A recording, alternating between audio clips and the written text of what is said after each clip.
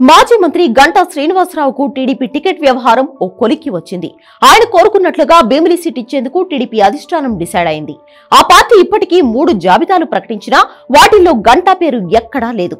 ఆయన కోరుకుంటున్న భీమిలి సీటు గాని పోటీ చేయాలని అధిష్టానం ఆదేశించినా చీపురుపల్లి స్థానాన్ని కూడా అధిష్టానం ప్రకటించలేదు. కానీ అటు ఇటు చేరి గంటాకి భీమిలి సీటే దక్కే అవకాశాలు ఉన్నాయి.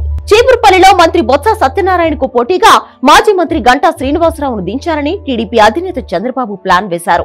ఆయన చీపురుపల్లి వెళ్లి ప్రచారం చేసుకోవాలని ఆదేశించారు కూడా. అయితే అందుకు గంటా ఒప్పుకోలేదు. తనకు భీమిలి టికెట్టే కావాలని పట్టుపట్టారు. గత ఎన్నికల్లో విశాఖ నార్త్ నుంచి టీడీపీ అభ్యర్థిగా గంటా శ్రీనివాసరావు గెలిచారు.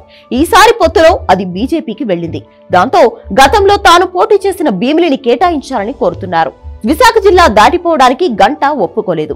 భీమిలిలో గంటా అభ్యర్థిత్వంపై చంద్రబాబు ఈ మధ్య ఐవీఆర్ఎస్ సర్వే చేయించారు. అందులో ఆయనకి అనుకూల ఫలితాలు వచ్చినట్లు సమాచారం.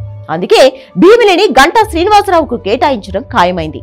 4వ జాబితాలో పక్కాగా గంటా పేరు కూడా ఉంటుందని టీడీపీ వర్గాలు చెబుతున్నాయి. ఇక చీపురుపల్లిలో బొత్స సత్యనారాయణపై ఎవరిని నిలబెట్టాలన్న దానిపై టీడీపీలో తర్జన భర్జన నడుస్తోంది.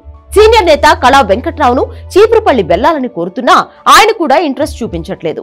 ఎచ్చర్ల సీటు కావాలని అడుగుతున్నారు. అయితే చీపురుపల్లికి ఇప్పటికే కిమిడి నాగార్జున ఇన్ఛార్జిగా ఉన్నారు. ఈ పరిస్థితుల్లో కళా వెంకట్రావు లేదంటే కిమిడి నాగార్జునలో ఎవరో ఒకరిని చీపురుపల్లిలో బొత్స పైన టీడీపీ నిలబెట్టే అవకాశాలు ఉన్నాయి. తాము కోరుకున్న సీటే దక్కుతుండటంతో గంటా శ్రీనివాసరావు అనుచరులు సంతోషంగా ఉన్నారు.